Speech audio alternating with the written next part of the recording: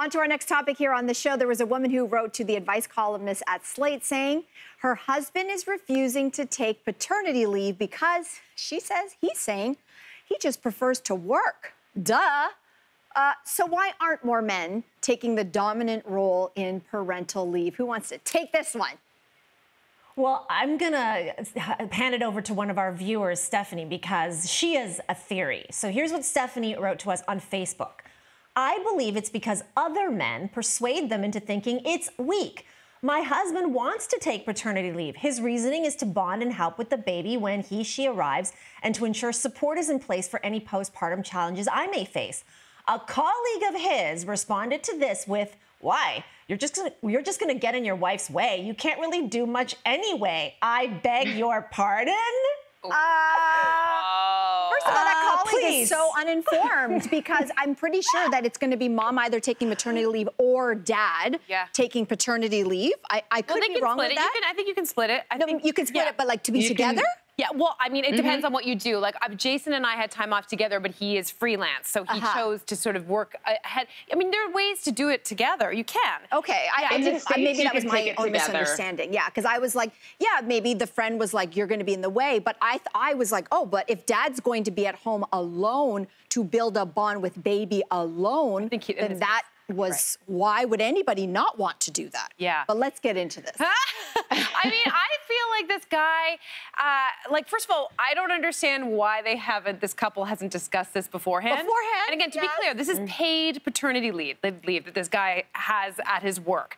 So I feel like maybe I'm going to give this guy the benefit of the doubt. Maybe he just is intimidated. Maybe he's a little bit worried. Like, maybe a lot of guys don't get raised with like babysitting or even caregiving for younger kids. It's sort of out of their wheelhouse potentially. Maybe he's thinking, I don't have the breasts, and if there's a breastfeeding situation, are we giving him? I always love this about you because you're the sweetest, you're the kindest. You try to go to the best place. I'm an awful human being, and it's like no one says to a woman, like, here's the manual. We don't get manuals. We have the boobs, true. I would imagine if mom wants to go back to work that a bottle feeding situation would have to be introduced. We're not given manuals. Yeah.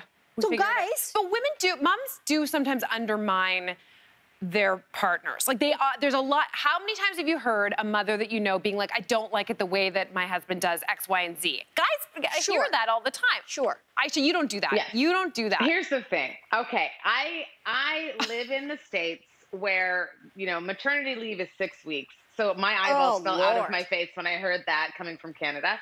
But my husband took 2 months off of work at the same time so he could help with me. He did not get in the way.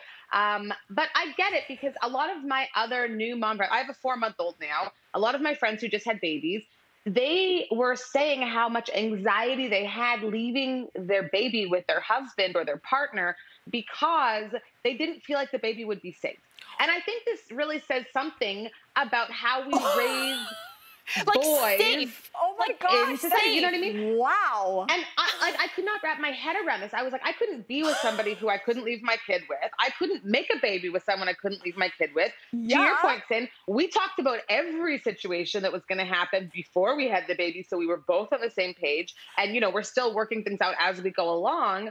But I also think that there's in the world of children and pregnancy and all this, there's this new sort of push of like terrorizing parents to say, if you don't do these things, your baby will not be safe, your baby will not develop, your baby will not be, 1, 2, or 3. And I think that stuff is mostly pushed on mothers and motherhood and pregnancy and breastfeeding and all these different things.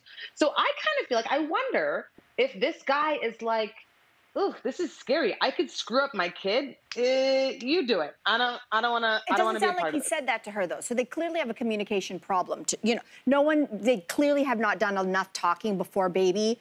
I don't know if baby's arrived or is imminent. They haven't done enough talking.